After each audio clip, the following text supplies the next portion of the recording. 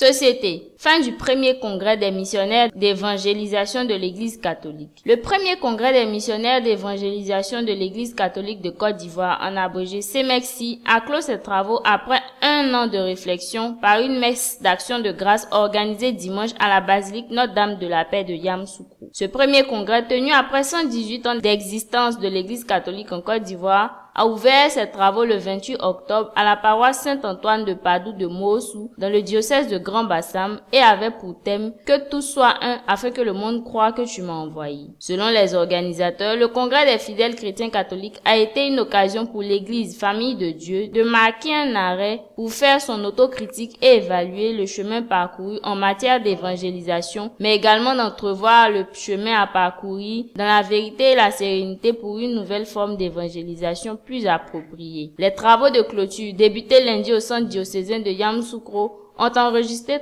300 congressistes en provenance de toutes les provinces ecclésiastiques de Côte d'Ivoire et 200 invités, parmi lesquels Monseigneur Jean Dumont, prélat de sa sainteté, et Monseigneur Roberto Campisi, chargé d'affaires à l'annonciature apostolique en Côte d'Ivoire, et de Madame Jeanne Peumont, conseillère à la présidence représentant le chef de l'État. Les travaux ont porté sur la nature humanitaire et organisationnelle d'une Église catholique plus forte, une et indivisible dans la vie de ses fils au-delà des frontières et sur la dimension économique de la mission d'évangélisation. Les réflexions ont concerné également l'engagement et l'attitude de l'Église catholique face aux grandes questions de vie nationale en vue d'apporter des solutions à travers des valeurs morales et spirituelles, souligne le directeur national des œuvres pontificales, Yaoundé Nguessan. Le président de la conférence des évêques de Côte d'Ivoire, Monseigneur Alexis Touabli, évêque d'Agboville, a pour sa part rendu hommage aux premiers missionnaires de Côte d'Ivoire. Jadis missionnés, nous sommes appelés à être missionnaires à notre tour, a fait remarquer l'évêque d'Agboville, qui a insisté sur le fait que la mission d'évangélisation n'est pas terminée et ne sera jamais terminée tant qu'il y aura sur cette terre un seul être ignorant le nom de Jésus. Le président de la conférence des évêques a exhorté les fidèles chrétiens à revigorer leur engagement en fortifiant leur foi pour étendre la moisson afin de partager l'espérance et l'amour fraternel à tous les peuples. Introduite en Côte d'Ivoire le 28 octobre 1895 par la Société des missions d'Afrique,